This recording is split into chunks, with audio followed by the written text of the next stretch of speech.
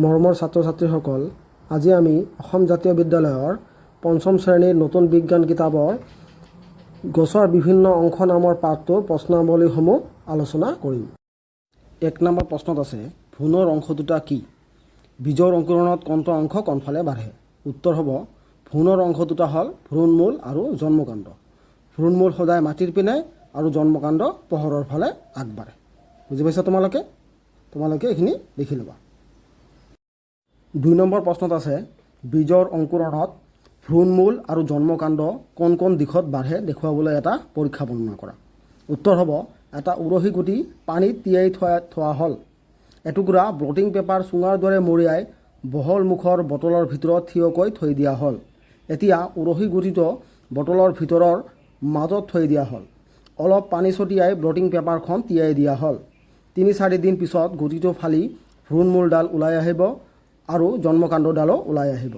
ভ্ৰূণমূলডাল তললৈ আৰু জন্মকাণ্ডডাল পোহৰৰ পিনে ওপৰলৈ যাব। তোমালোকে এইখিনি লিখি ল'বা। বুজি পাইছা? ৩ নম্বৰ প্ৰশ্নটো হৈছে, পৰাগযোগ কাক বোলে? পৰাগযোগৰ বাবে ফুলে কি ব্যৱস্থা গ্ৰহণ কৰে? উত্তৰত লিখিবা, পুংকেশৰৰ পৰা পৰাগৰেণু আহি গৰ্ভকেশৰৰ গৰ্ভমুণ্ডত পৰে। এই ঘটনাক পৰাগযোগ বোলে।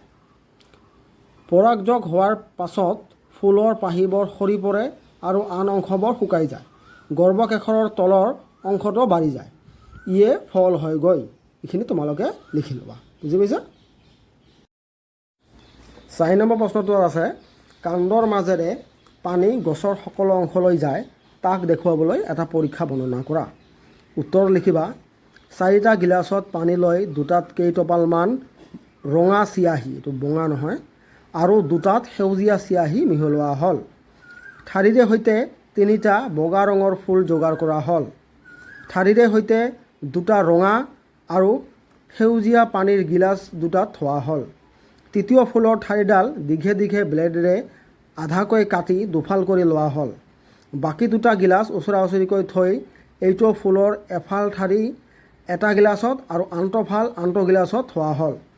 লাহে লাহে ফুলৰ ৰং সলনি হ'ব। এটা ফুলৰ পাহিবোৰ সেউজীয়া হ'ব, এটাৰ পাহিবোৰ ৰঙা হ'ব আৰু তৃতীয় ফুলৰ পাহিত 2টা ৰঙৰ সমাৱেশ ঘটিব। বুজি পাইছা তোমালোকে এইখিনি লিখি ল'বা। ৫ নম্বৰ প্ৰশ্নটো কি আছে, ফুলৰ ছবি এখন আঁকি বিভিন্ন অংশবোৰ দেখুওৱা। এইটো তোমালোকৰ কিতাপৰ 31 পৃষ্ঠাত আছে। তোমালোকে চাবা কিতাপখনত। বুজি পাইছা? ফুলৰ বিভিন্ন অংশৰ চিত্ৰসমূহ বুলি এটা চিত্ৰ আছে, এইটোৱে হয়। বুজি পাইছা? চিত্ৰটো তোমালোকৰ এইটো চোৱা, এইটো চাই তোমালোকে আঁকিবা। বুজি পাইছা? কিতাপত আছে, কিতাপৰ পৰা ধুনীয়াকৈ আঁকি ল'বা। আৰু যিখিনি মই দিলোঁ প্ৰশ্নৰ উত্তৰকেইটা তোমালোকে ধুনীয়াকৈ এইকেইটা লিখি ল'বা। বুজি পাইছা? আৰু মোৰ চেনেলটো চাবৰ কাৰণে তোমালোকে মোৰ চেনেলটো ছাবস্ক্ৰাইব কৰি দিবা। ধন্যবাদ।